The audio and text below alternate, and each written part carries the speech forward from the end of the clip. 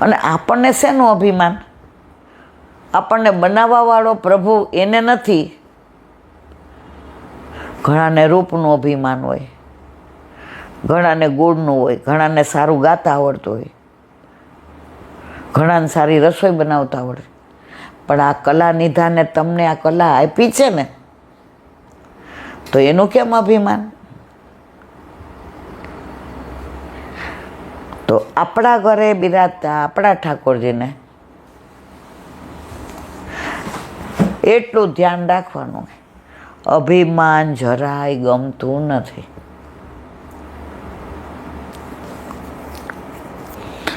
અને આપણે આપણી સરાહના ન કરાય જ્યાં હોય અહીંયા. ઘણાને મેં જોયા છે, એક બેન મેસૂબ એટલો સરસ બનાવે અને જાળી એવી પડે, અને 3 કલર, ઉપર સફેદ, વચ્ચે કોફી અને નીચે સફેદ, અને લેવડાવે ને તો બધા 2 મોઢે વખાણ કરે. એટલે બધા કહે, હા હા તમે કેવી રીતે કરો છો? એ મેસૂબ શું, મારી તો બધી સામગ્રી ટોપ બને.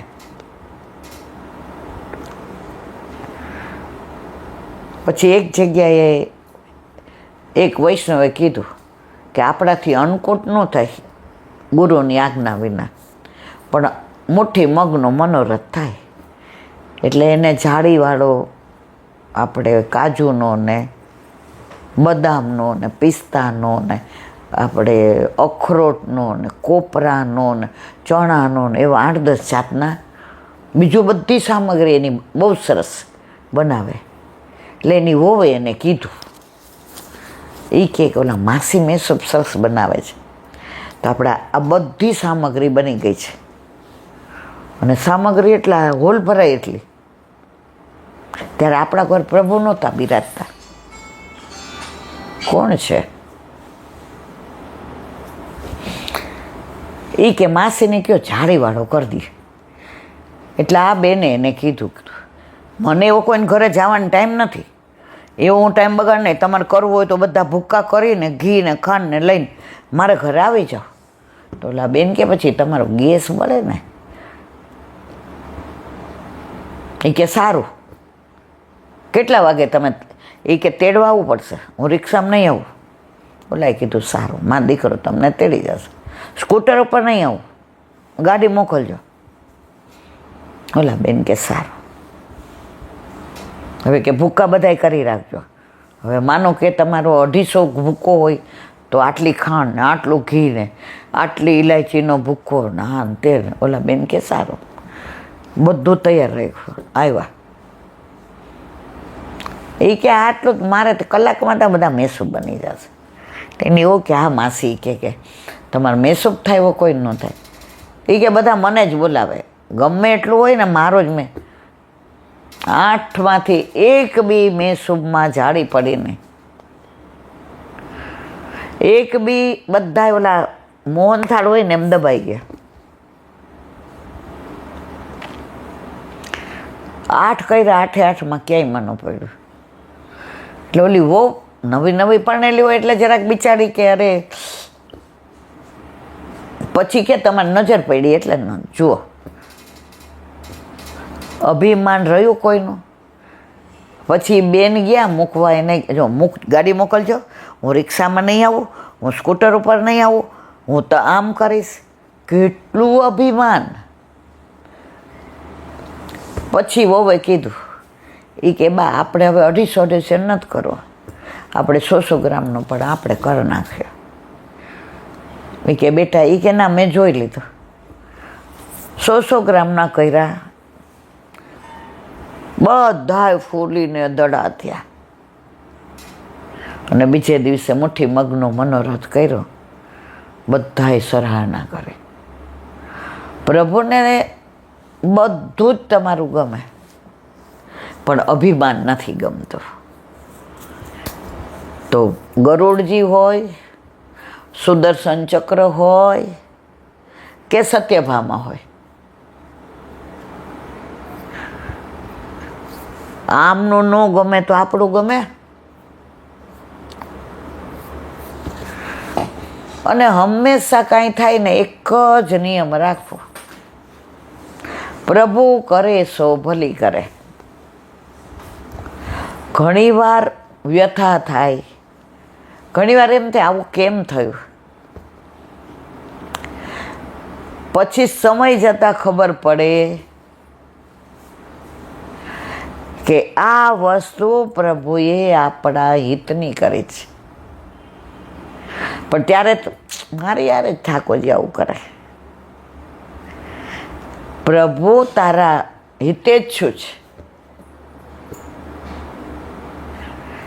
એટલે તમારે આપણું અહિત થાય એવું હોય ત્યાં પ્રભુ આડા ઊભા રહી જાય.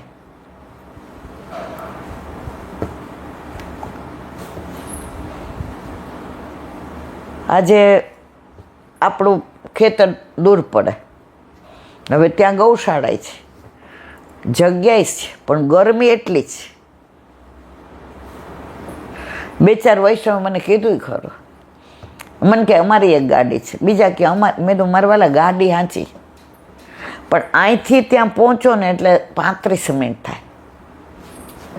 35 મિનિટ જતા ને 1-1.25 કલાક જતા, ત્યાં જઈને પાણી બાણી પીએ ને બેસીએ ને કરીએ,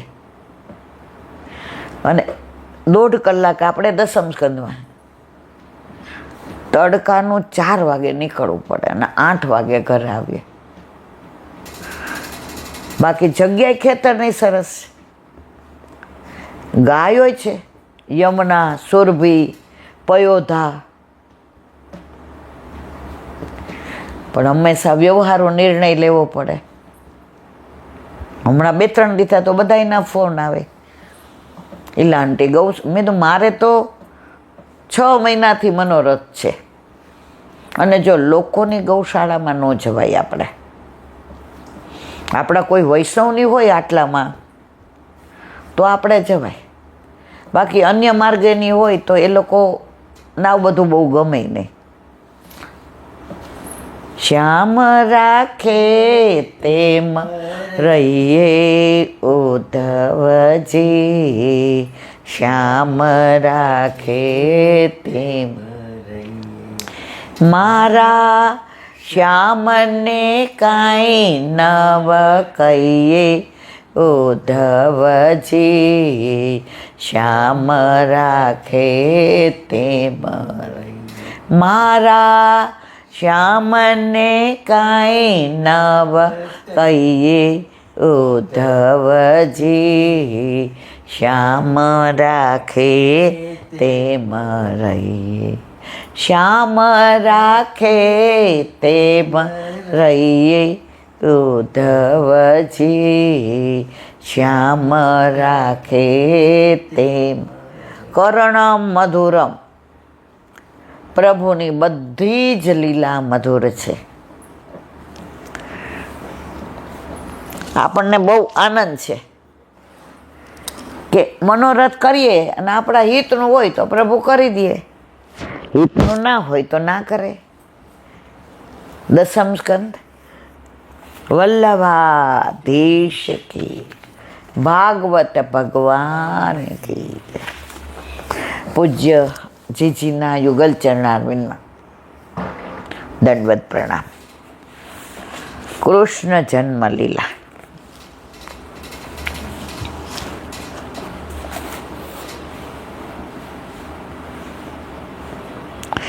જો આપણું આકાશ રૂંધાઈ ગયું ન હોત, આમાં છે ને ઘણા મને ફોન કરે, મેસેજ કરે કે આ ક્યાં મળે.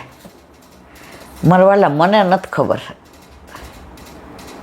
કારણ કે આ એક વૈષ્ણવે મને મોકલાવ્યું છે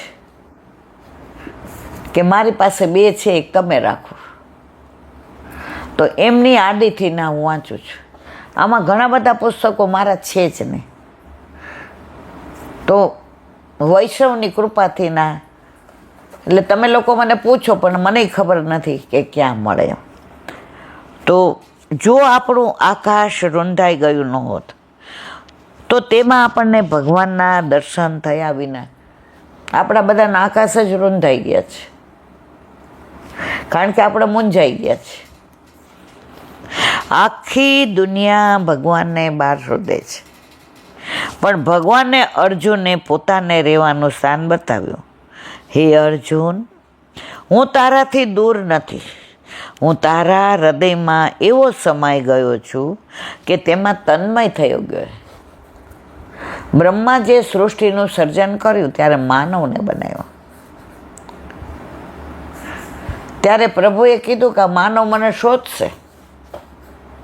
તો કે પ્રભુ સમુદ્રમાં, તો કે ન્યાયા શોધી કાઢશે, હિમાલયમાં શોધી કાઢશે, આકાશમાં શોધી કાઢશે. મને નહીં શોધે પોતાની અંદર. એટલે હું માણસના હૃદયમાં છુપાઈ જાઉં છું. તો આપણા ઠાકોરજી તો અહીંયા જ છે, ક્યાંય બહાર ભટકવાની જરૂર નથી. પ્રભુ બહાર છે જ નહીં. તમે તમારા આત્માને ઢંઢોળો. આ દસમ સ્કંદ વાંચતા હોઈએ તો આપણને લીલા નજરે તરે. કેમ? એ લીલાધારક અહીંયા બિરાજે છે, અને એ લીલાધારી અને આપણા ઘરે બિરાજતો આપણો ઠાકોરજી, એ બે એક થઈ જાય એટલે આપણે યાર વાતો કરવા મળશે. અત્યારે હજી આપણે સ્થિર નથી, આપણે મચલીએ છીએ, એટલે ઠાકોરજી સ્થિર છે. મચલ તારે જેટલું મચલવું હોય એટલું. અને જ્યારે આપણે સ્થિર થશું ત્યારે ઠાકોરજી મચલશે. ઓલા વ્રજ ભાષામાં છે ને, વ્રજ भाषा के आगे सब भाषा छोटी. व्रज भाषा के आगे सब भाषा छोटी. जहाँ श्याम सुंदर मचल मचल के मागे दधियो रोटी. ત્યાં કેમ મચલે છે? સ્થિર છે ગોપીઓ કે પ્રભુ સિવાય શેમાંય અમે મચલીએ નહીં. આપણે જે આખી દુનિયા મચલીએ છીએ. હજી બધામાંથી આ શક્તિ ઓછી થતી જાય છે, પણ ગઈ નથી. હજી આપણને કોકનું ખોટું લાગે છે, હજી કોઈ અપમાન કરે તો સમસમી જઈએ છે, હજી ક્યાંક કોઈ આપણને સરખી રીતે બોલાવે નહીં તો મૂંઝાઈ જઈએ છે. આ બધું ઓછું થઈ જશે ને પછી હું અને મારો પ્રભુ, મારા પ્રભુ અને હું છે ત્યાં હરી નહીં, અને હરી છે ત્યાં હું નહીં. પ્રેમ ગલી અતિ સાકરી, તમે દો ના સમાય.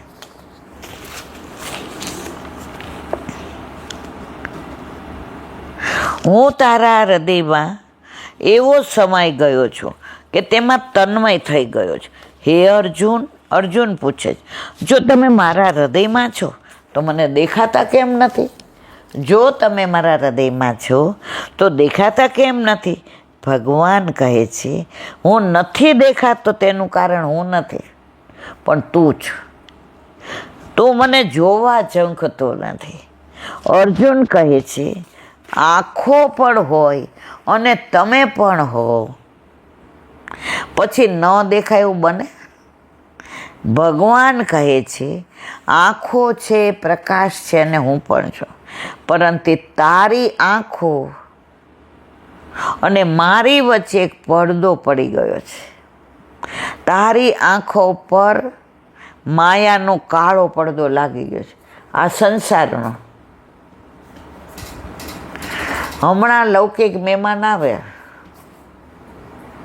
અને અંદર આવીને તૃપ્તિ કહી જાય કે જલ્દી કરજો, રાજકોટથી મહેમાન આવ્યા છે. તો સાચું કહેજો, આપણે ટૂંકાવી દઈએ કે નહીં? કારણ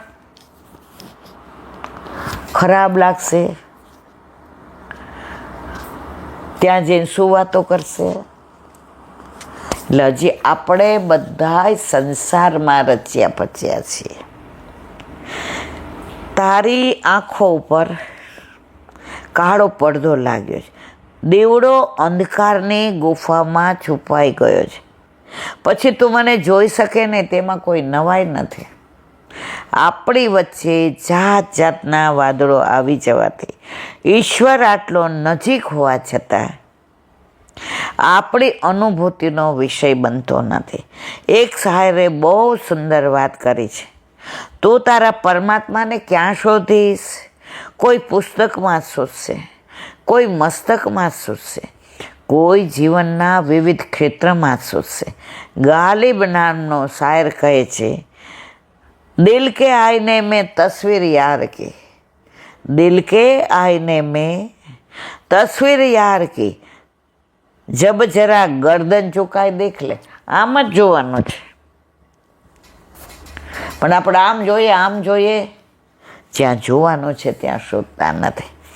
તારા દિલમાં તારા પ્રિયતમ પ્રભુની છબી અંકિત છે. ફક્ત તું આંખો ખોલીને જુએ એટલી જ વાર છે. એ આંખોની વચ્ચે કોઈ વાદળો આવતા હોય તો તેને ખસેડી દેજે. જેના જીવનમાં શ્રી હરિનો અવતાર થવાનો હોય એને કોઈ વાદળો નડતા નથી. જેના હૃદયમાં હરિનો અવતાર થવાનો હોય, મેઘલી અંધારી રાતે પ્રભુ પધાર્યા, વાદળો નડ્યા? એમ જેને ઘરે પુષ્ટ થઈને પ્રભુને પધરાવવા હશે એને કોઈ વાદળો નડવાના નથી. તેને ચિંતા કે વાસના સતાવતી નથી. તેને ઈચ્છા કે લોભ પણ પરેશાન કરતા નથી. ધરતી સર્વત્ર કલ્યાણમય બની, પ્રભુ પધારવાના, ધરતી બધી કલ્યાણમય બની ગઈ છે. મંગલ ભૂઇષ્ઠ જેની પાસે સંત દ્રષ્ટિ આવે છે તે નકામી વસ્તુમાં પણ કલ્યાણના દર્શન કરે. દ્રષ્ટિ કહું છું, નજર બદલો, નજરિયા બદલ જાય. આજે તમે જુનાગઢ જાઓ ને ગિરનાર જોવો ને તમને ગિરિરાજજી યાદ આવે છે. ગિરનાર, પણ તમને એમાં દર્શન કોના થાય છે? ગિરિરાજજીના. નજર બદલી દીધી. આપણે રવિવારે અસારવા દર્શન કરવા જતા હોઈએ,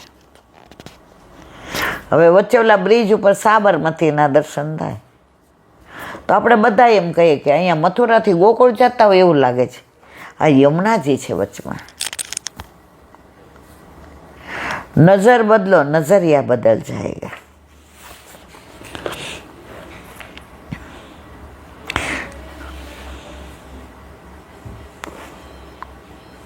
તેને સર્વત્ર મંગળ દેખાય. તે વ્રજમાં ફરે, નગરમાં ફરે કે ગામડામાં ફરે, નાના મોટા સૌને મળે, પશુ પક્ષી સૌને જુએ, સર્વત્ર તેને મંગલના દર્શન થાય છે. તેને જળમાંય જગદીશ જણાય છે, ચેતનમાંય જગદીશ જણાય. શ્રી સુખદેવજી કહે છે, રાજા, આકાશ અને ધરતી સ્વચ્છ થયા, હવે નદી સ્વચ્છ થવાની બાકી છે. બોલો વલ્લભાથી વ્રજ વિહાર.